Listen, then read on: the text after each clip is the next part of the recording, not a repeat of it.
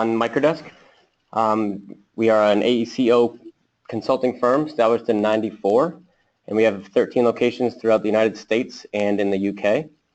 And we have over 150 AECO consulting specialists and developers. And so those are just technical people spread across multiple disciplines, including architecture and structure and MEP and civil engineering and software development. And we specialize in a number of types of consulting services, building information modeling, so anything from implementing technology and giving support for firms who are using the latest design technology, workflows and assessments. We do mentoring and support, and also support with production and project work in the industry, and application development as well. And so we have a big team of people with lots of industry experience, and we're specializing in the latest, implementing the latest technology for design firms. My name is Clark Morrison. I'll be hosting the webinar today on daylighting. I've been with Microdesk for just over 6 years, and I have specialized in architecture and kind of building engineering, BIM for building engineers and architects, implementing building information modeling and doing training and workflow assessments and project work as well. I've been using Revit since about 2008. That's kind of the main software platform that I focus on. And lately I've been focusing a lot on helping firms implement energy analysis and daylighting tools. The tools are at a place where they're very easy to implement and very powerful and helpful to designers. And so I've been really interested the past couple years in helping firms use these tools and take advantage of them.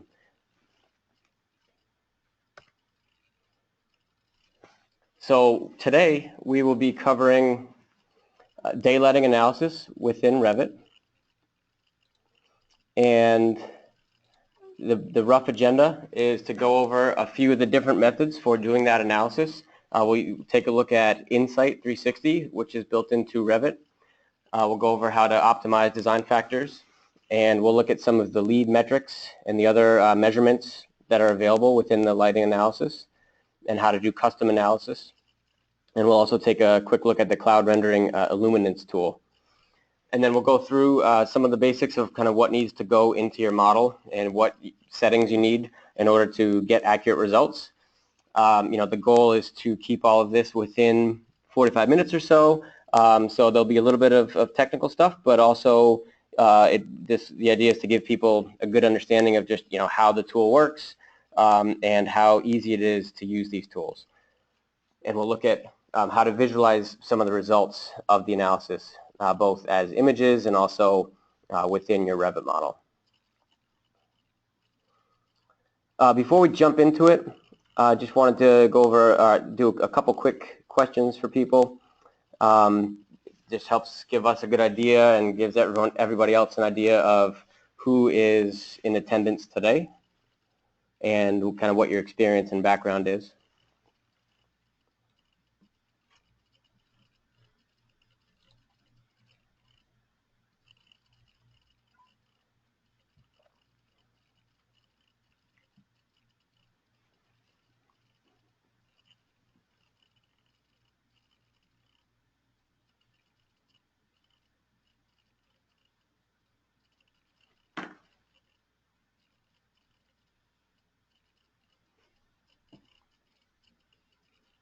Okay.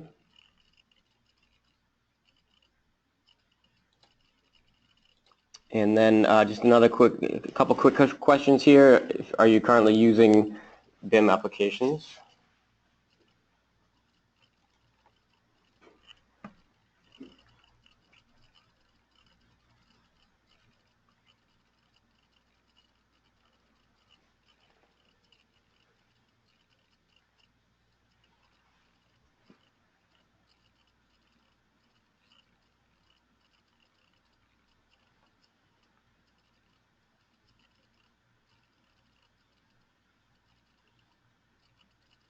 Okay.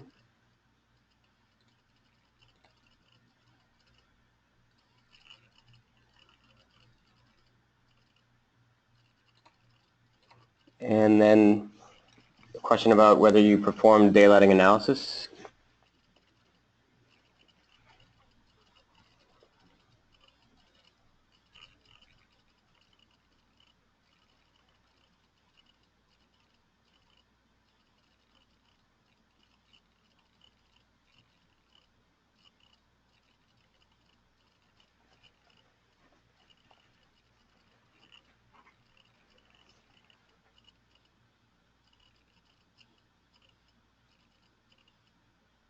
Okay, great.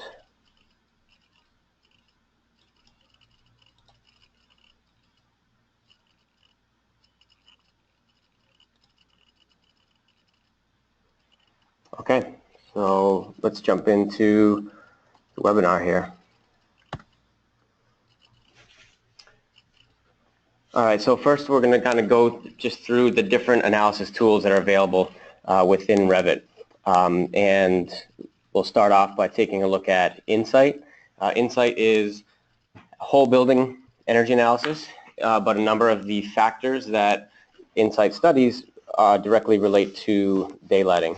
So we'll take a look at those factors and how to analyze those results. And then we'll also take a look at some of the other types of measurements and metrics built into the lighting analysis that's part of Insight, and how to do custom analysis so that you can take a look at daylighting for any time of day or time of year. And then we'll take a look at the cloud rendering tool, which is a different way to do some custom analysis and get results, images that you can share or include in a presentation. The lighting analysis within Revit lets you actually visualize results in the Revit model, and the cloud rendering provides an image that you can download from the web. So first we'll take a look at Insight and optimizing the building performance factors related to daylighting. Some of the factors that Insight looks at are window to wall ratio, glazing types for each elevation of the building as well, daylighting controls, and shading devices. And so Insight is built into Revit now. It's been offered as a plugin. You can get it in Revit 2015 and 16 and 17. Since 2017, it's been built into Revit. So if you're on 2017 or 18, you don't have to download a plugin anymore. And so what I'm going to do is jump over to Revit so that we can take a look at Insight and how to do building performance analysis. So we're not going to go over everything related to the whole building energy analysis today. We're just taking a look at the factors of the analysis that relate to daylighting.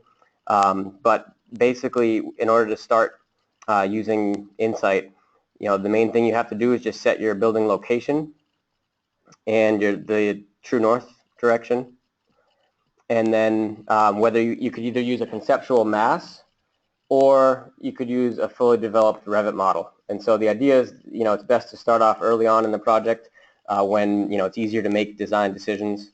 But you can use conceptual massing in Revit, and you can do analysis based on a mass or based on building elements like walls and roofs and ceilings and floors.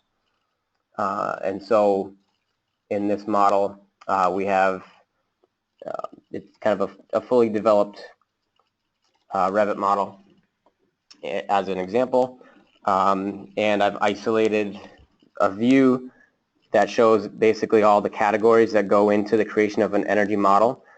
So Insight actually automatically creates an energy analytical model based on the walls and floors and roof and glazing surfaces within your model.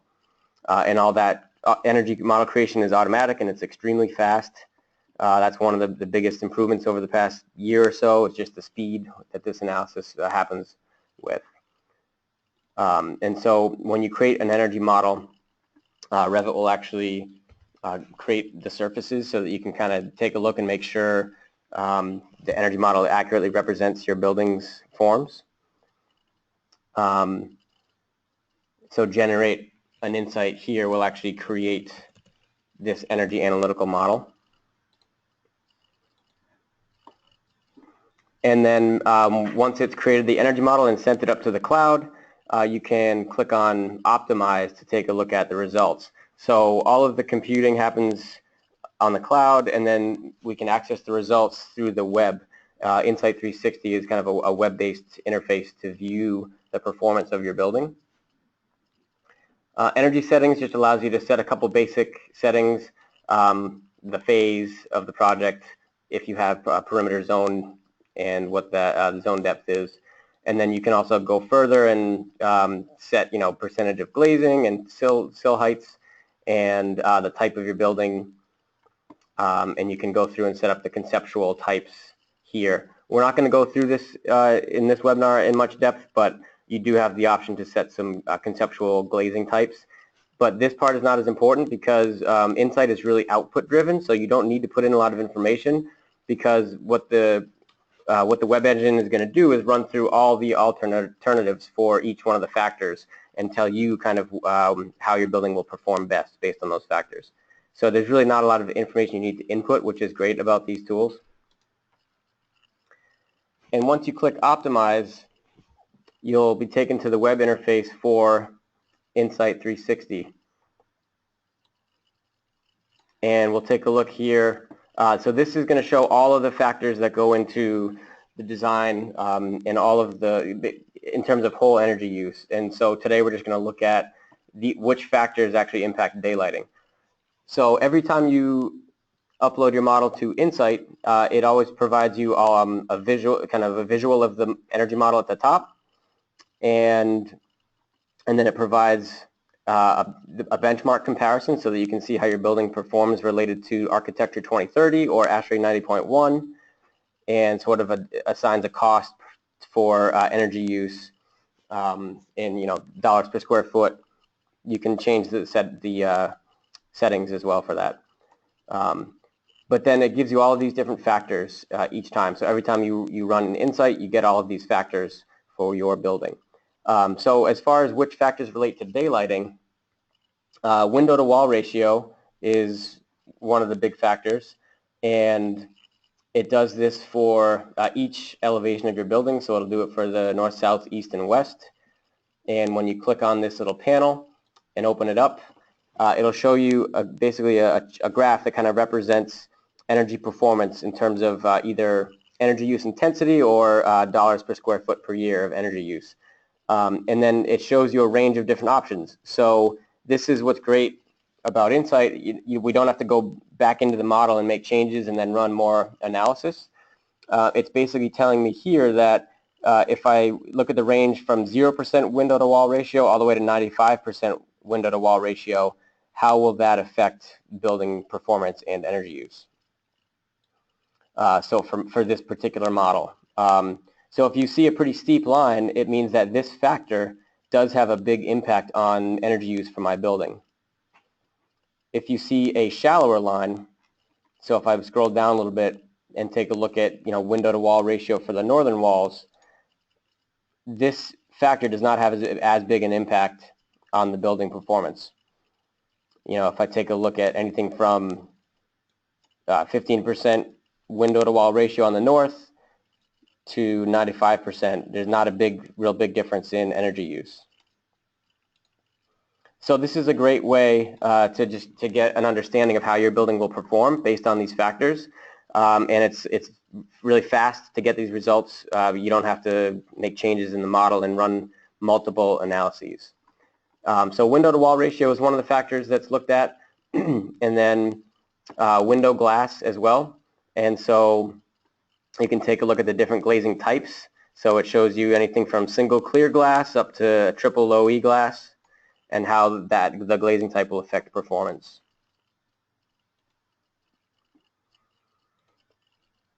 So we get window glass for each north, south, east, and west. We have window to wall ratio, and then there's also window shades on each elevation of the building. And so whether you have window shading devices, and so it shows me 2/3 of the window height, 1/6 of the window height. So it gives us kind of a range to choose from there, just to find out how much window shading will help. And then there's also daylighting and occupancy controls.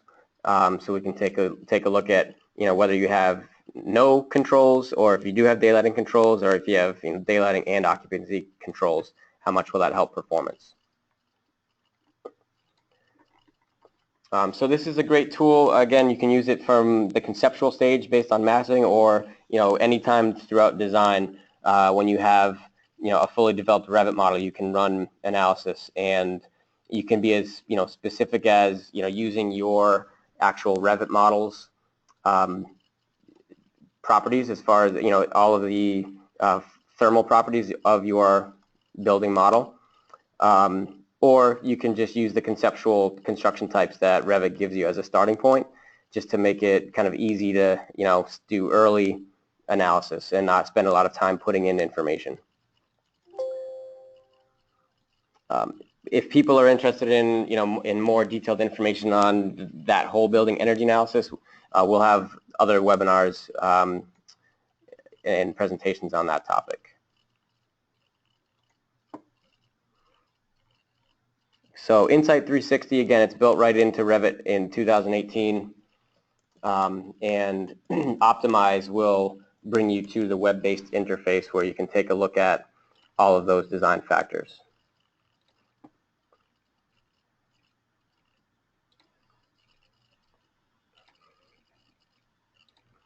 So the next thing we're going to take a look at is the lighting analysis that's built into Insight. And so it's on that same Analyze panel within Revit. And we'll take a look at a couple of the different metrics that we can use, and depending on what results we want. There's the custom analysis, where you can look at any single hour, any time of year, or any time of day. So this is great if you need to get an idea of how much natural light you're getting into your space at a specific time of day or a specific time of year. Some people kind of pick 4 times or 5 times throughout the day and 4 times throughout the year, just to get a good idea of how much natural light you're getting into your space. You can also use a couple of the different lead metrics that are built into Insight. And so daylight autonomy kind of looks at a percentage of hours of that a building's lighting can be met through daylighting. There's some lead benchmarks in here that we can take a look at in order to actually qualify for lead credits and submit documentation for that. There's also annual sunlight exposure, how much, which is a good way for measuring glare within a building. So we'll take a look at how to run these different types of analysis within Revit.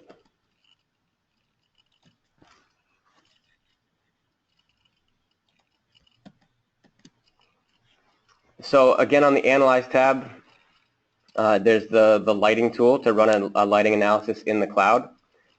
And after we do this, we'll kind of go through some of the basic settings you need to set up first before you run the analysis. But the great thing is, when you click on that tool, it opens up the kind of welcome window here, which goes through the things that you need to prepare before you run an analysis. And so each one of these is a link that actually sends you to the help menu online and goes through step by step what you need to do in order to define these different settings. After we run the analysis, we'll take a look at some of those so you can understand what kind of information you're getting from there. But it's great that this comes up every time so that you can quickly click on a link and find out what you need to do to define the materials or the room parameters, for example. So I'm going to click continue. And then from here, we can either look at previous analyses that we've already run, and we can visualize those in any view within the Revit model. We'll take a look at that towards the end. Or I can click run a new analysis, and then here's where we can choose the different types of analysis that we want to run. So here's the lighting analysis in the cloud box, and right from the top, this is where we can choose what type of analysis that we want to run. So illuminance analysis is sort of a custom daylight analysis, which allows us to look at any kind of single hour throughout the year and choose the time of day and the time of year for that. one of the things that goes into the daylighting is the sky model. And so there's a number of different options here for the sky model based on industry standard measurements. So the all-weather sky is usually the most commonly used for this type of analysis, which looks at kind of a range of all sky conditions throughout the year. If you're looking for a very specific condition, whether it's an overcast sky or a clear sky, you can use those other measurements as well, or a daylight factor, which does not have to do with your specific location, but just how much daylight is reaching the building. And then you can pick your time of day and time of year. And you can also choose the threshold for the actual units. And so whether you want to use lux or foot candles, you can change those thresholds based on the results that you're looking for. You can also choose what height above the floor the analysis plane is set at. And then the resolution, you can choose a 12-inch grid or a 72-inch grid. And all of this runs on cloud credits. So it's very inexpensive. You can actually do small square footage areas kind of at a low resolution for free just to see how the results are looking. And then if you want a higher resolution like a 12-inch grid for a bigger space, it will use cloud credits, but it's very inexpensive. It's $1 a credit, and it might take 6 credits for each 12,000 square feet of space or so at a high resolution.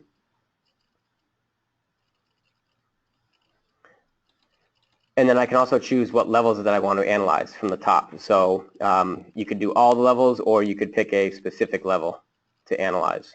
So it's nice that you can do all at once and make it quicker that way.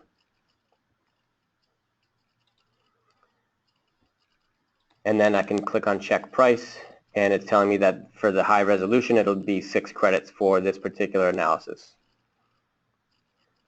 Some of the other types of analysis that we'll just take a quick look at so you can see what's available. Daylight autonomy, again, kind of a percentage of hours that a building's lighting could be met through daylighting. So this is all these settings are established already within this metric here. So once you choose that, it's already setting the time range and the appropriate thresholds to look at daylight autonomy.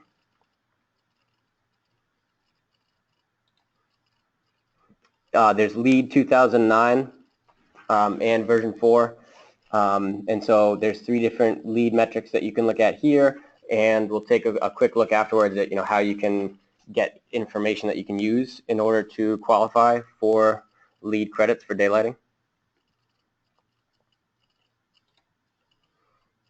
And there's a number of different ways to interpret the 2009, but this will take a look at daylighting on the fall equinox at 9 a.m. and 3 p.m. and then the threshold of 10 to 500 foot candles.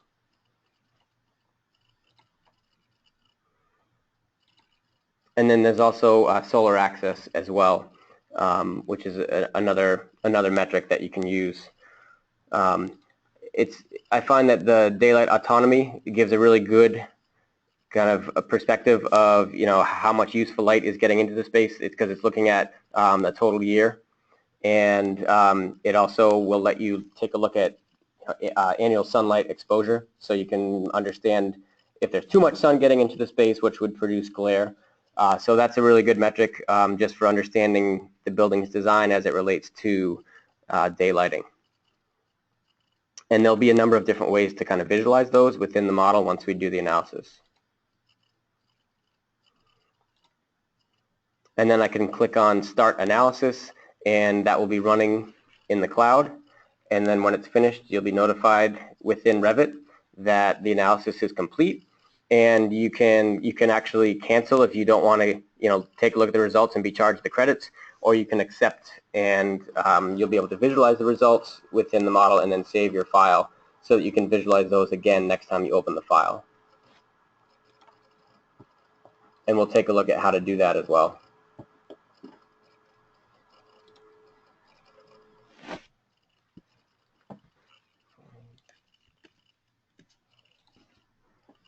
And so within if I click back on the lighting analysis again, instead of running a new analysis now, I can click on any of the previous analyses that I've run. So if I click on daylight autonomy and then hit go, it'll show me the visual results here within the model, and it also gives me a kind of summary of how this space is performing.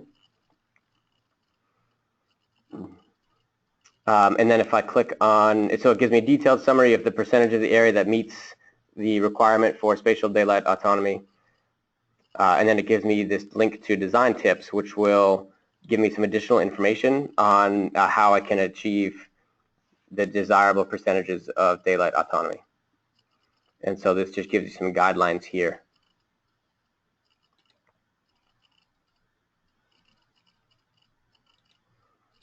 And again, I can look at these results at any view within the model.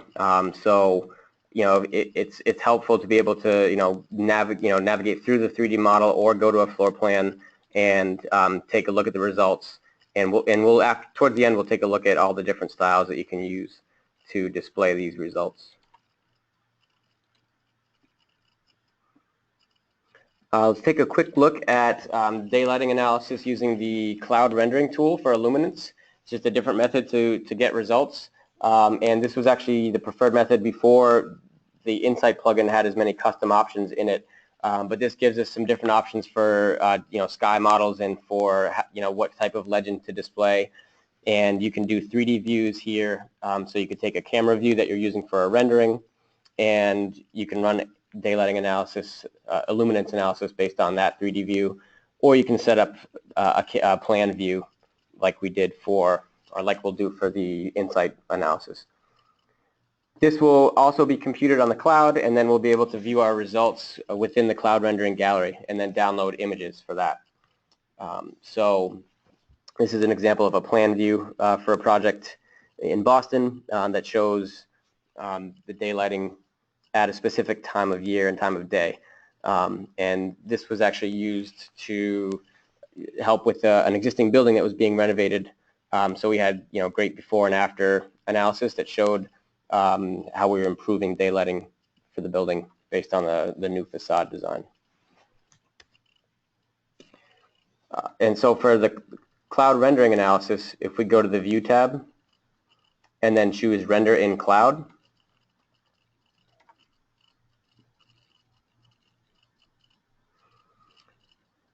it asks me for the specific view that I want to use for analysis, and you can choose more than one view here. And again, this one could be a 3D camera view, or it could be a plan view. It's not a true plan view, though it still has to be a camera view, but it'll be a non-perspective plan view. And we'll take a look at how to create that afterwards. And then it's for output type, instead of choosing still image, which would be for a typical photorealistic rendering, we will choose illuminance. And then underneath that, we can choose the resolution. And depending on how high resolution you choose, it'll use a different number of cloud credits for that. You can specify the time of year and time of day here, or you can use the date from the view, which we'll take a look at again in Revit, so you can see where to access that. And then here's where we can choose the different sky types. And these are all based on kind of industry standards for daylighting analysis, very similar to what you get in Radiance. And you can also choose the type of legend in terms of the units, whether it's foot candles or lux, and what the minimum and maximum threshold is for those units. And then when you click on render, it will process on the cloud, and then you'll be notified within Revit or through email when the rendering is complete. And then again, that's accessed. You can get there right from Revit if you click on the rendering gallery on the View tab. And then that will open up the web browser to the renderings gallery. So here's an example of one of the plan views that I did some daylighting analysis for, and there's also an example of a 3D camera view where we created some daylighting analysis from that same model. And then from here, you can download this file so that you could, include it in a presentation, or, save this image and share that image with other people.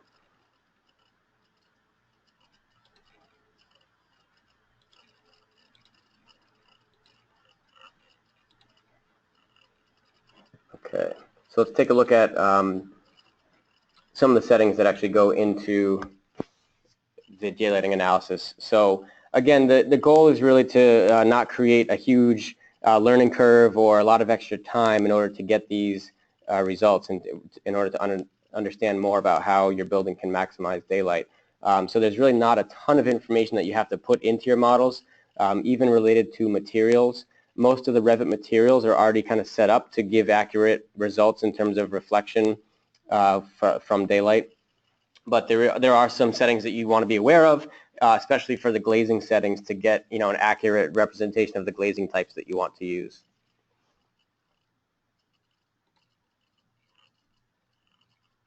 So we'll take a look at just a few basics, that, how to set the location and building orientation, some of the lighting settings and the sky models, and then we'll go through how to create a view quickly. It's pretty straightforward, but it's important that you set up the view the right way, because you don't want to crop a 3D view and analyze that, because then it'll think there's no roof or ceiling on your building. So you need to make sure the camera is placed inside the building with underneath ceilings or the roof, so that you get accurate results. We'll take a look at how to place the camera, and then we'll take a quick look at the material settings. Again, every time you run analysis, you get a link to the help menu that brings up these guidelines, so that you can understand how to set up your materials correctly for analysis. So you'll always have access to these help sections, but we'll take a quick look at where to get those. And then we can also take a look at how to manage the rooms that are being included in daylighting analysis, so that you don't have to analyze spaces that don't have windows, like bathrooms and electric rooms and so on.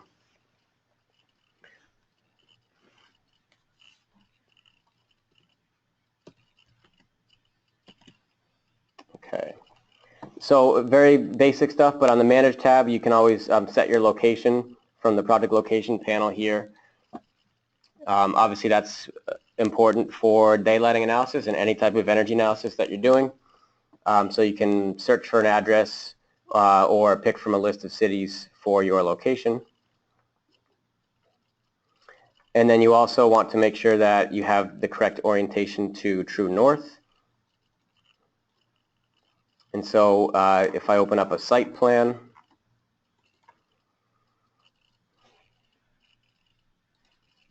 you want to make sure that your site plan is oriented to true north instead of project north.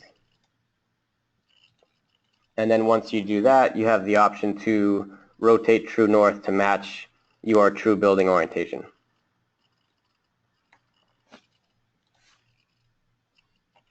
And so I've already done it for this model, just so you can see in the site plan how this building is really oriented to north.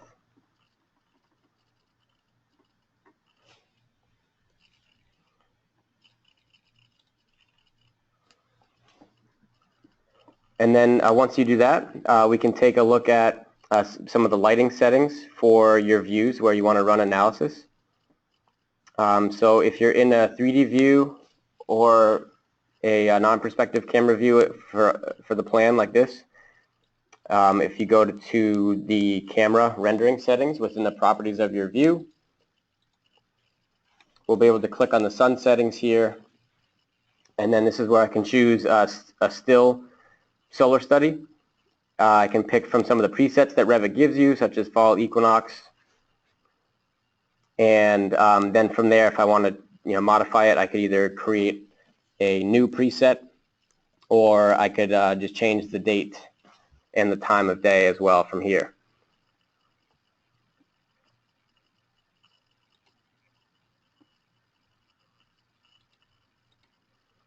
And then as far as the materials, so when you first click on lighting analysis and you get the help section that gives you the option to take a look at how to set up surface and glazing materials, it takes you to this section here on surface and glazing materials for illuminance. And we're not going to take a look at too much at reflectivity for opaque materials, but just because for the most part the materials that come with Revit are already accurate in terms of how they're going to reflect light.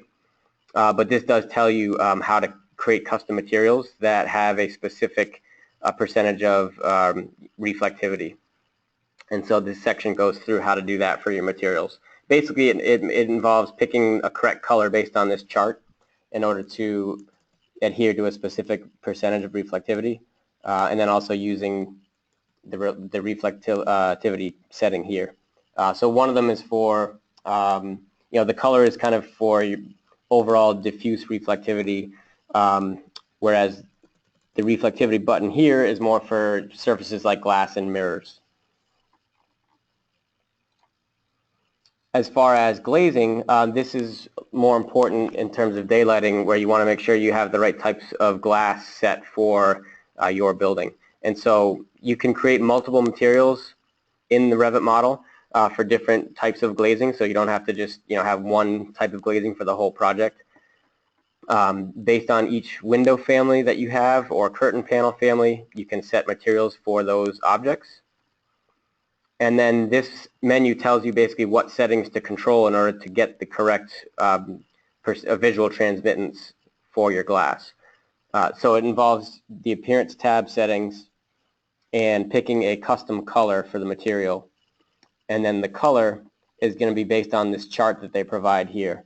And so it's basically just telling you whether you have single or double or triple pane glass and what the thickness of the glass is, and so that's based on your model.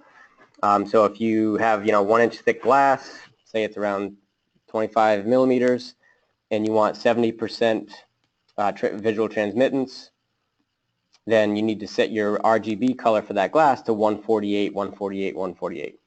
So it's pretty straightforward, and this walks you through the specifics of how that works. And then you can get much more accurate results for the daylighting.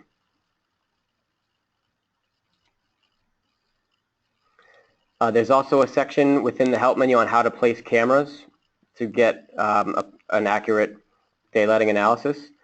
And so basically what you need to do is create a camera view, but then uncheck the box for perspective. And then you need to set the camera height to be wherever it needs to be regarding your particular building. So if you're doing the 3rd floor and you need to be below the ceilings on the 3rd floor but above the floor plane. So within Revit I can go to a floor plan, and then I can choose a camera, and then before I place the camera I need to uncheck perspective in the options bar. And then from there I can click to place the camera and then click again to set the field of view. But then here I need to go in and make sure I'm actually looking at the top. And then I need to set the correct camera height to be within the part of the building that I want to analyze.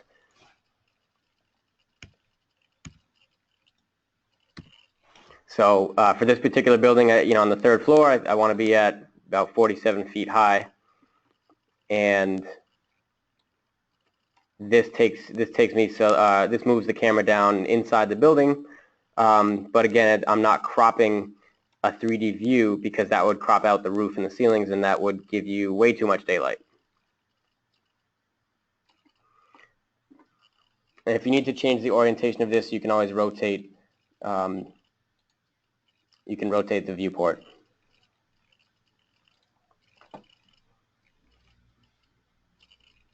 But this is a non-perspective camera view that I can now use for analysis and get an accurate result based on the 3rd floor in this case.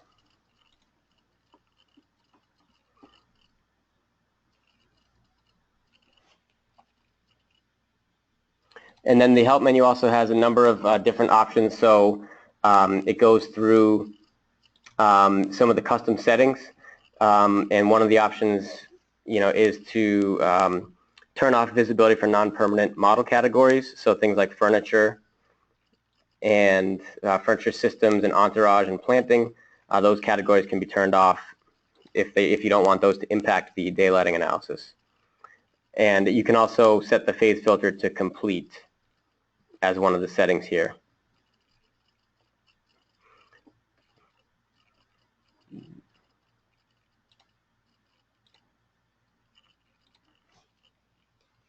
And then one of the other things you want to do is take a look at the rooms that are actually included in the analysis. So what's great is when you actually run the analysis, Revit will automatically create a room schedule for you. And so if you can take a look at the lighting analysis room schedule, sometimes the schedule doesn't get populated depending on how many planes it's analyzing, but all the information is there, so you can always go to the fields button and you can include the room name, and then whether you want to include this in the daylighting analysis.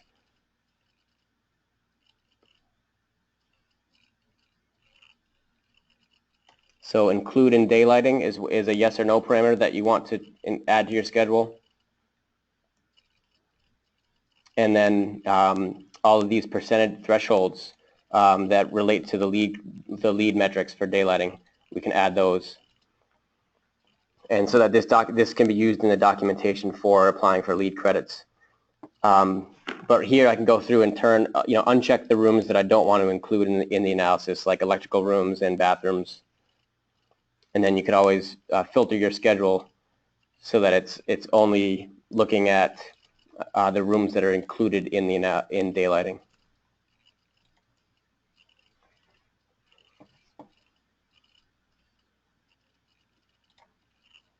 And then finally, I'll just take a quick look at some of the visual results that you can get within once you've run analysis already. So if you open up a model that you've already done analysis for, you can go into lighting, and then you can just, instead of doing a new analysis, you can pick some of the analyses that you've already run so that you can visualize those results. And then in each view, you have an option here for the analysis display style. And so if I click on that, there's a number of different ways to display the information. So if you want to do kind of like a point analysis where you see the number of lux or foot candles on a grid based on every square foot, or if you want to choose the radiant style from 0 to 100 foot candles, the SDA and ASE styles, again those are the annual sunlight exposure and direct and spatial daylight autonomy. And so there's a number of different ways to visualize these results, and you can customize the colors and the graphics for those results. So I'll take a look at another one here. If you select the legend that gets created automatically when you generate results, you can click on Edit Style. And then these are all the preset styles that come with the analysis tool. But if you want to customize them, you can choose your own ranges here and choose your own colors as well.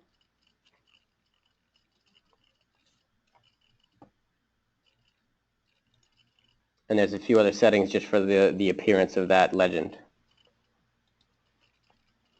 So it's completely customizable as far as what colors and what ranges for values you're displaying. And again, what's great about this lighting analysis tool, the one that's part of Insight 360 here, is that you can view these results in any view within the model. So if someone wants to open up a furniture plan or a 3D view that's cropped to a specific part of your building, all you have to do is turn on the analysis display results for whichever analysis you actually ran here, and then those results will display in any view.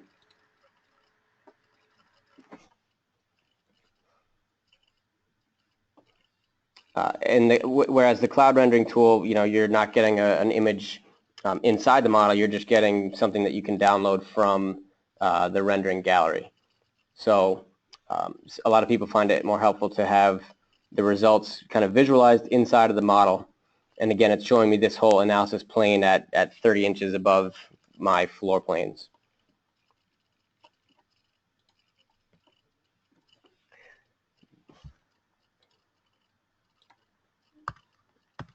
So that's pretty much it on the overview of daylighting analysis within Revit. If there's any other questions, you can contact us through team@microdesk.com. You can check our website at microdesk.com.